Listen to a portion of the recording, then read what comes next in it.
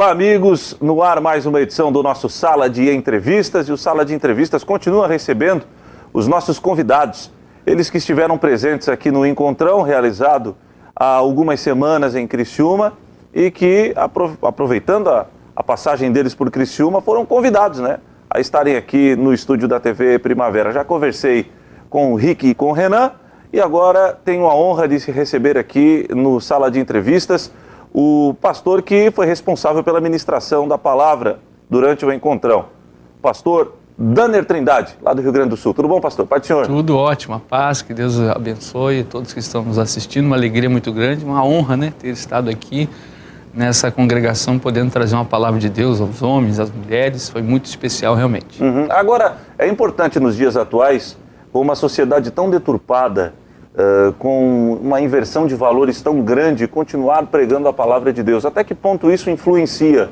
naquilo que é de mais sagrado, ou seja, na base familiar? Acho que tem total influência, Eu vejo que, tu falaste a palavra correta, uma inversão de valores muito grande. Eu vejo que a sociedade, tentando evoluir, regrediu, deixando alguns valores para trás, valores esses que nós encontramos na palavra de Deus.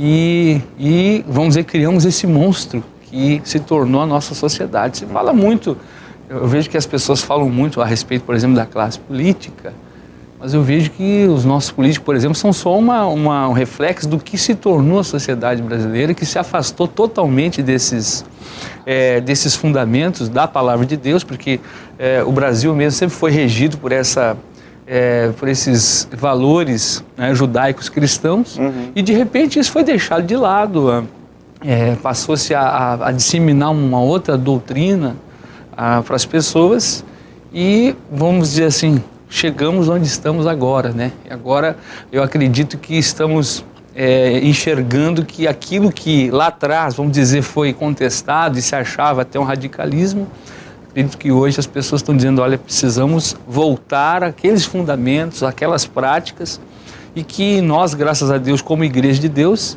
temos nos preocupado sempre em difundir o Evangelho e mostrar para as pessoas que esse é o caminho, que não há outra maneira de nós vivermos bem em sociedade, uns com os outros, a não ser praticando aquilo que as Escrituras Sagradas colocam. A gente vê hoje, por exemplo, as pessoas falando muito e lutando pela paz, por exemplo, no Rio Grande do Sul, onde a minha terra natal, lá nós estamos numa crise muito séria de violência. Porto Alegre hoje é a 9ª cidade mais violenta do mundo. Então o negócio lá degringolou de uma forma terrível. E a gente vê as pessoas lutando pela paz, e o próprio Cristo disse que Ele nos deixou a paz. Então são fundamentos que estão na palavra de Deus e que precisamos realmente fazer com que eles saiam de dentro das portas da igreja e voltem a nortear a sociedade como um todo. Eu vejo que a igreja hoje, a maioria pelo menos dos cristãos, continuam praticando essa palavra, e isso tem feito do povo de Deus um povo diferenciado. E se essa forma de viver, essa maneira de viver, voltar a nortear a nossa sociedade como um todo, acredito que as coisas vão então começar a mudar. Agora é interessante que quando há um ataque justamente contra cristãos, e aqui eu puxo o cristianismo, porque é a religião que acabou, digamos assim, ajudando a construir o Brasil, mas as grandes civilizações, as grandes nações, elas têm como base o cristianismo. São universidades, são escolas, são hospitais.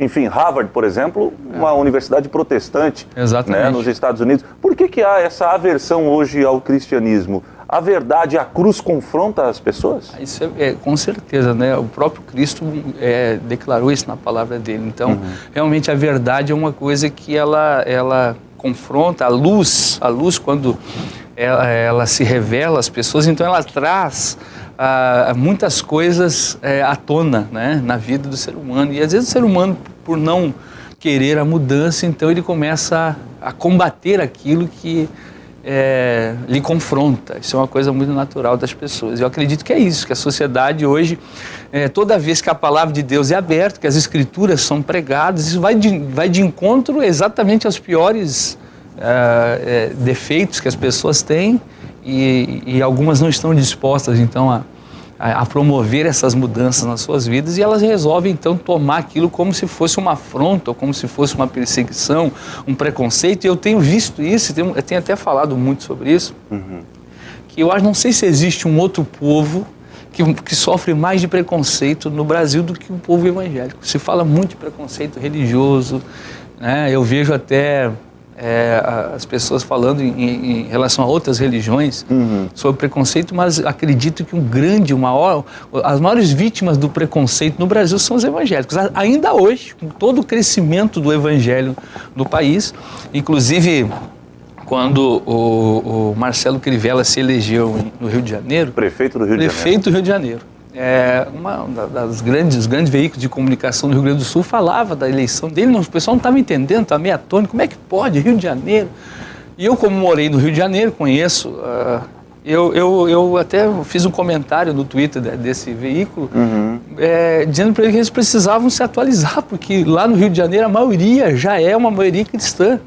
E o Brasil vai se tornar um povo, na sua maioria, cristã. Mas mesmo assim, hoje, nós saímos lá da década de 80 e 90, de 2% para 30% de evangélicos, e provavelmente daqui 10 ou 15, 20 anos vamos ser maioria. Mesmo assim, as pessoas continuam olhando para nós como se nós fôssemos seres do outro planeta, vamos dizer assim. De onde surge essa gente? Esse preconceito?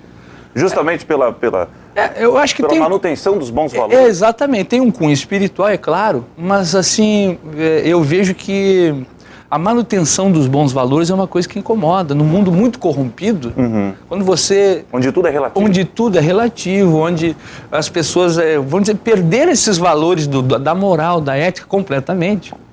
Então, quando elas veem alguém praticando, isso incomoda.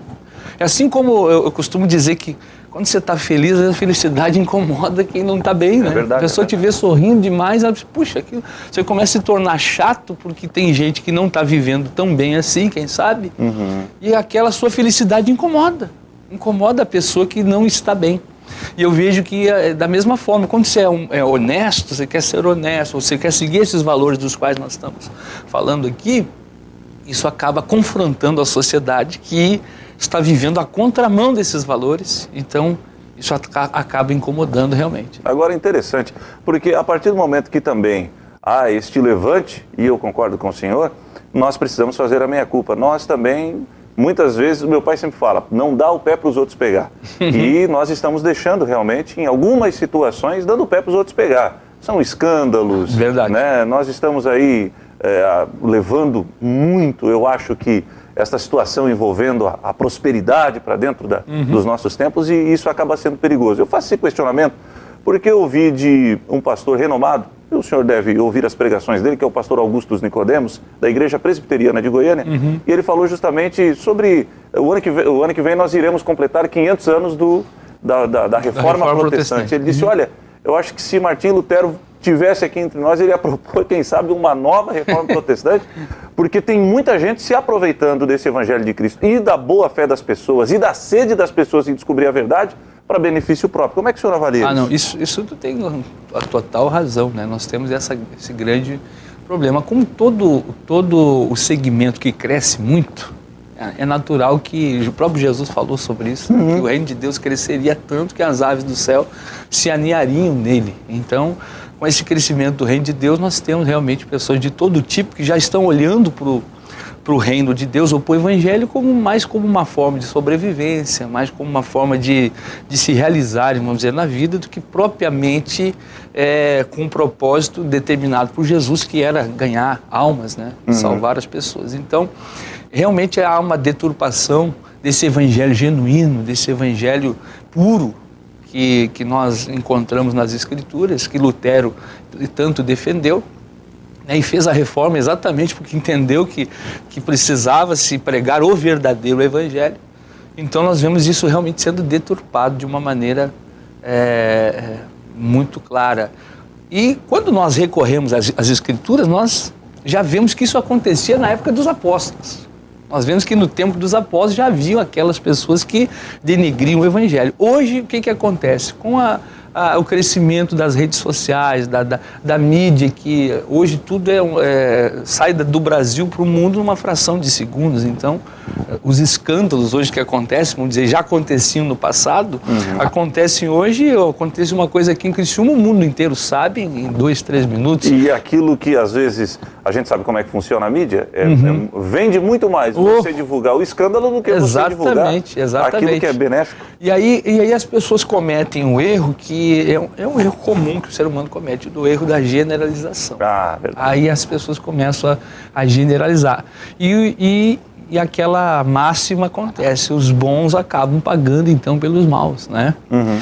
A gente tem muito ter cuidado quando a gente fala assim, é um bando disso, é um bando daquilo, porque um bando é um número muito grande e de repente você começa a colocar todo mundo como uma farinha do mesmo saco. E não é em todo segmento, nós sabemos que tem os bons e tem os maus, mas como tu disseste, pagamos um preço sim por vamos dizer, estar deixando de pregar o Evangelho do jeito que Jesus ensinava, do jeito que Jesus fazia. É claro que hoje nós temos a televisão como nossa ferramenta, temos a internet como nossa ferramenta, mas quando eu digo isso, na essência da palavra de Deus, que deve ser ministrada, mostrando que Jesus veio o seu caminho, a verdade, a vida, e que o propósito principal de tudo isso é irmos morar no céu. E o engraçado é que o Evangelho de Cristo, aquele Evangelho escancarado na cruz há mais de 2000 anos, ele continua fazendo o mesmo efeito nos dias atuais. Com certeza absoluta, não mudou nada. Ele disse, eu sou o mesmo ontem, o mesmo hoje e o mesmo eternamente. Então nós temos que ter um seguinte entendimento, nós não, as coisas mudaram, nós estamos vivendo em tempos de modernidade, mas a própria Bíblia Sagrada nos alerta de não deixarmos aquele Evangelho. Aquele Evangelho que foi pregado por Jesus Cristo. Então esse tem que ser o nosso cuidado. Então tem muitas coisas que se tornaram doutrina dentro da igreja que não tem nada a ver com aquele Evangelho. Se tornaram por causa de uma modernidade, de uma necessidade, que até na necessidade ou na ânsia de querer encher as igrejas, na ânsia de querer ganhar as pessoas, fomos abrindo mão de certos valores fundamentais da palavra de Deus para tentar tornar a igreja acessível, vamos dizer assim, tornar a igreja um lugar agradável para as pessoas poderem se aproximar de Deus. E isso é perigoso. Isso é perigoso, isso pode realmente dar um ar de que, e eu sempre digo isso, temos que nos preocupar, porque às vezes as igrejas estão cheias de pessoas vazias de Deus. E precisamos ter igrejas cheias sim, mas cheias também da presença de Deus, pessoas cheias da palavra de Deus e praticando o Evangelho de uma forma verdadeira e sincera. Tá bom. Tá muito boa a conversa e daqui a pouquinho eu volto com o pastor Danner falando mais sobre o ministério dele. Ele que, repito, esteve recentemente junto com a senhora, sua esposa, aqui na Igreja Internacional da Graça de Deus, participando do Encontrão. E já já nós retornaremos com o segundo bloco do Sala de Entrevistas.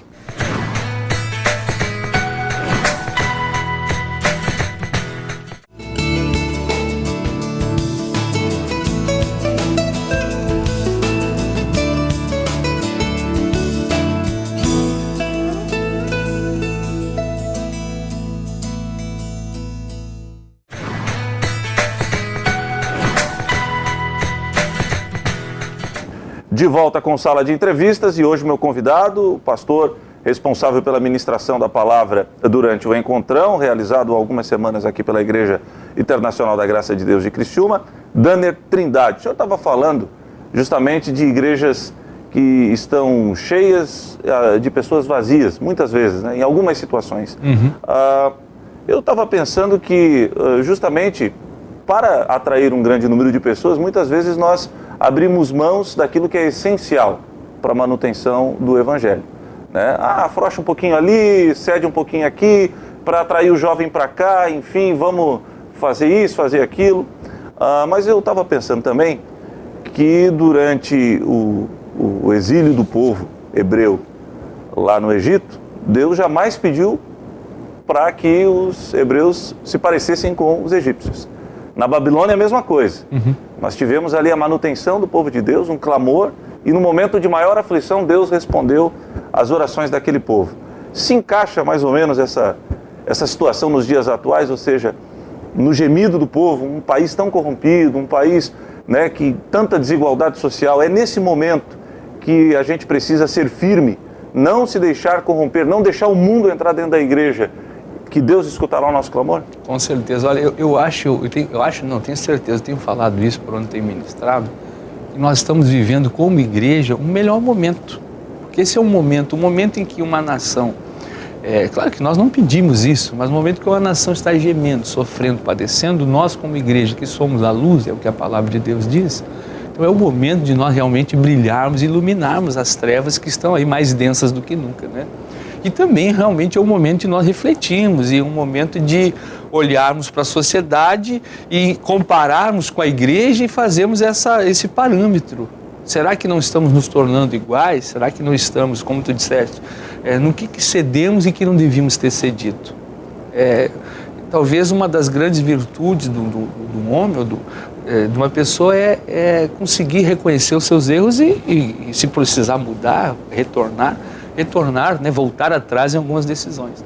Eu vejo que o avanço do Evangelho foi importantíssimo. Realmente é um trabalho que está acontecendo no Brasil, um movimento que é um dos maiores que tem acontecido no mundo todo. Porém, temos que ter o cuidado para não passar do ponto. Né?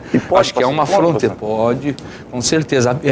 Há um perigo muito grande. Vamos olhar para uma referência que nós tivemos de evangelho há pouco, para nós que fomos nos Estados Unidos, e que hoje, quem conhece um pouquinho do trabalho nos Estados Unidos, vê que a igreja lá se perdeu totalmente. Há uma luta muito grande para resgatar. Muito grande. Então você vê lá que a coisa deturpou de uma forma que é raro se encontrar, vamos dizer, ministérios que estão trabalhando ainda esse evangelho do qual nós estávamos falando. O senhor falou de um país que tínhamos aí pregadores como Jim Swaggart, Billy Graham, agora praticamente não tem mais forças, né? Exatamente. Já está com quase 100 anos.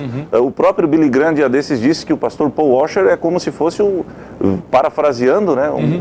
Uma voz que clama no deserto nos Estados Unidos. Cadê os grandes pregadores norte-americanos? Está vendo? Onde estão? Nós corremos o risco de caminhar na mesma direção se nós não acordarmos. Até porque, como tudo no Brasil, a igreja americana nos influenciou muito também, né? Claro. Como tudo que acontece lá no norte influencia aqui a América do Sul e principalmente o Brasil. Então nós temos que ter o cuidado para pegar, vamos dizer assim, as coisas boas, aquilo que foi feito de uma forma correta dentro da palavra e que deu certo, e aquelas coisas que levaram eles, vamos dizer assim, a esse esfriamento, não venham adentrar os nossos tempos, as nossas denominações. Não precisamos ficar muito atentos, porque acredito que, costumo dizer assim, chega um momento que a tentação ela muda de direção, né? Quando o diabo já sabe que não pode nos tentar, vamos dizer, com as coisas que são muito claras, que para nós, que ficaram muito claras que são pecado, então ele começa a usar, às vezes, a própria Escritura para tentar nos derrubar, né? Assim como ele fez com Jesus Cristo no deserto. Verdade. Ele tentava usar as Escrituras, mas aí Cristo, muito bem embasado, ele respondia com a própria Escritura, enfim. Por isso que precisamos estar sempre muito bem embasados na palavra, uma visão muito clara do que Deus quer para a igreja brasileira, para que nós não venhamos entrar nesse caminho que é um caminho perigoso. Pastor, e a igreja no Rio Grande do Sul? Eu sei que o senhor está percorrendo aí boa parte do estado, com a senhora, sua esposa, enfim. Como é que está o evangelho no Rio Grande do Sul? Olha lá, uma benção. Nós temos o nosso missionário Alcides Bayer, que é o nosso líder lá, né? Na verdade, hoje o meu ministério, eu lá, vamos dizer assim, dou uma ajuda para o missionário Alcides, mas não paro muito no Rio Grande do Sul, como viajo o país, pregando. E hoje eu cuido do ministério na Igreja da Graça, que é o ZEM, que é a União dos Servos Empresários, que, vamos dizer assim, é parecido com uma DONEP, que é dentro da Igreja da Graça. Trabalho com esse grupo de empresários. Nós temos um trabalho, que é o ZEM, União dos Servos Empresários, onde nós temos, nesse nosso grupo, feito um trabalho evangelístico fora do país. Esse grupo que sustenta as missões da Igreja da Graça por todo o mundo, né? Mais de 173 nações, e hoje nós temos esses empresários espalhados de norte a sul do país, que são patrocinadores desse trabalho. O ZEM foi criado em 2007, o missionário Soares, eu fui o primeiro diretor, depois fui para o Paraná, fiquei 3 anos e meio em Curitiba, e como líder do estado do Paraná, depois retornei ao Rio Grande do Sul e voltei a cuidar do ZEM. Estou, desde a minha volta ao Rio Grande do Sul, estou cuidando desse trabalho por todo o país, levando uma palavra de santidade, mostrando aos empresários, principalmente a missão que Deus deu a eles, né? Mostrando que ser um empresário cristão é muito mais do que ter uma fonte de renda ou uma maneira de se prosperar e ganhar dinheiro, mas que aquilo é um ministério que Deus deu para cada um de nós. E lá no Sul, o nosso trabalho tem se expandido muito. Nós estamos com hoje mais de 300 endereços, né, no Rio Grande do Sul, da Igreja da Graça. O missionário Alcides começou lá, quando se tornou líder, nós tínhamos 4 igrejas, hoje somos igrejas registradas, mais de 160, e com as nossas comunidades quase 300. Então o trabalho lá tem crescido muito, graças a Deus. Tem muita coisa para ser feita, né? Mas acredito que estamos no caminho, num bom caminho lá. E vale a pena abdicar de tudo isso, talvez da sua vida profissional, não sei nem qual a sua formação profissional, enfim, para viver servindo a Deus? Ou seja, valeu a pena? Há algum arrependimento? Não tem nenhum arrependimento. Na verdade, eu saí do exército, era militar, e fui a obedecer meu chamado, né? Isso em 1998. De lá para cá, eu digo que na igreja só me aconteceram coisas boas. Eu cheguei na igreja, encontrei Cristo, me libertei dos vícios, que eu era uma pessoa viciada. Lá encontrei minha esposa, formei minha família, recebi o meu ministério. Então não tenho nenhum arrependimento de ter deixado a carreira militar para trás, que era um sonho da minha família. Venho de uma família de militares. Uhum. Então, que era o sonho. Quando eu disse para minha mãe que eu ia largar o exército para ser pastor, minha mãe disse: meu filho, mas você está doido? É tudo que a gente sonhou para ti. Eu disse: mãe, mas agora eu estou me alistando num outro exército. O exército de Cristo. A minha missão é outra, entendi que a minha missão era outra. E viemos aí juntos, eu e Elisiane, pastoreando igreja desde 98. Foi a minha primeira igreja que pastorei lá no interior do Rio Grande do Sul, Bagé. E depois fomos para o Rio de Janeiro, para o Paraná, e hoje nosso ministério está se expandindo por todo o Brasil, e tudo isso para a glória de Deus, né? O senhor é gaúcho mesmo? Sou gaúcho, sou do Alegrete, gaúcho de verdade, né? Tem gaúcho do Alegrete lá da fronteira. Lá, né? Não me pergunte. Exatamente, não me pergunte onde fica o Alegrete. Essa é uma das canções gaúchas mais conhecidas, né? De norte a sul do país. Costuma-se dizer que é o hino até do Rio Grande. É verdade. Tem diferença, o senhor já esteve no Rio de Janeiro, Paraná, tem diferença pregar o evangelho num estado para outro? Ou seja, muda a forma como as pessoas recepcionam a pregação da palavra? Muda. Dentro do Rio Grande do Sul, para você ter uma ideia, então nós temos lá 495 municípios, se eu não estou enganado, mais ou menos isso. E se você sair do Rio Grande do Sul para a minha cidade, que é a fronteira, né? Povo muito quente, um povo muito receptivo, alegre, o culto é uma festa. Você já vai para a Serra Gaúcha, você encontra as pessoas, um povo mais, não vou dizer que isso aqui é frio, mas as pessoas são um pouco mais caladas. É mais difícil encontrar um amigo, você fazer uma amizade, o pessoal já é meio desconfiado. Então, dentro do Rio Grande já é diferente. Aí você vai para o Rio de Janeiro, por exemplo, lá nós temos uma igreja que é uma festa, é muito gostoso pregar lá, porque as pessoas são muito receptivas. Cada palavra é um glória a Deus, é um aleluia, porque a pessoa é realmente receptiva à palavra. O carioca é assim. O carioca, exatamente, o carioca é assim. O carioca é assim. E aí, já no Paraná, Curitiba mesmo, em Curitiba as pessoas são bem mais reservadas, aquele povo mais reservado, mais quieto. Você pode contar uma história mais engraçada sem arrancar um amém e um sorriso do curitibano, não é uma coisa muito fácil. Mas acho que é até cultural isso, né? É cultural, com certeza. E eu estava até outro dia ministrando aos pastores lá no Rio Grande do Sul e mostrando para eles que quando Jesus enviou os 70, ele falou sobre isso. Ele disse: quando vocês entrarem nas casas, comam aquilo que eles colocarem na mesa. Então, Jesus estava falando sobre cultura. Cada um é cada um. Cada um é cada um. Nós temos que respeitar cada pessoa. Eu tenho até falado bastante a respeito disso, de que muitas vezes nós queremos fazer da nossa vida doutrina para as pessoas. E a nossa vida não pode ser doutrina para ninguém. Tu tem claro, dentro da palavra, dentro do que ensina a Escritura, mas você tem o seu relacionamento com Deus. Costumo dizer que é igual um casal. Tem um casal que é mais... o homem, marido, é mais delicado com a mulher, meu amor para cá, meu amor para lá. Tem outro que é um pouco mais, vamos dizer, frio, mas não quer dizer que aquele homem não ame a sua mulher tanto quanto o outro ama, mas são formas diferentes de se expressar o amor. E a mesma coisa eu entendo no relacionamento com Deus, temos que respeitar, né? a cultura de cada local, de cada lugar. Legal. Agora, pastor, já estamos nos encaminhando para o final do nosso programa. Queria que o senhor deixasse uma mensagem para o povo criciumense, povo catarinense, que passa por momentos difíceis. Apesar de uma cidade pequena, né, pouco mais de 200 mil habitantes, Criciúma sofre muito com droga, com a criminalidade que cresce assustadoramente.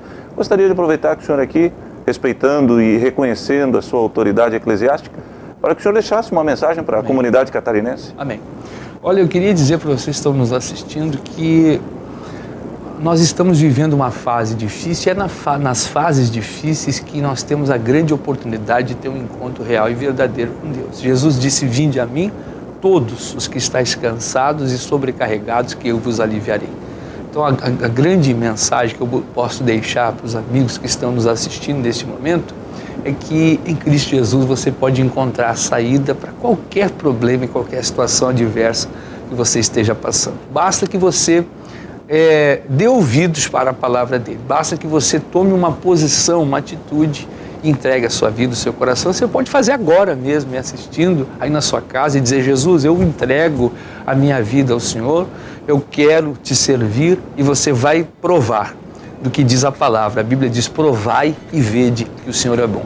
E eu tenho certeza que se você provar, você vai descobrir a bondade de Deus, em nome de Jesus. Amém. Pastor Danner Trindade, obrigado por ter vindo aqui na TV Primavera, e Deus continue abençoando seu ministério. Eu que agradeço o convite, foi uma honra poder participar, e que Deus continue abençoando o programa aqui. Tá bom. Você sintonizou a TV Primavera no finalzinho da nossa entrevista? Calma, quinta-feira, 8h30 da noite, reapresentação do programa. Lembrando que após a quinta-feira o programa também será disponibilizado no nosso canal no YouTube, para que você possa inclusive fazer o download se assim desejar. Até semana que vem. Tchau.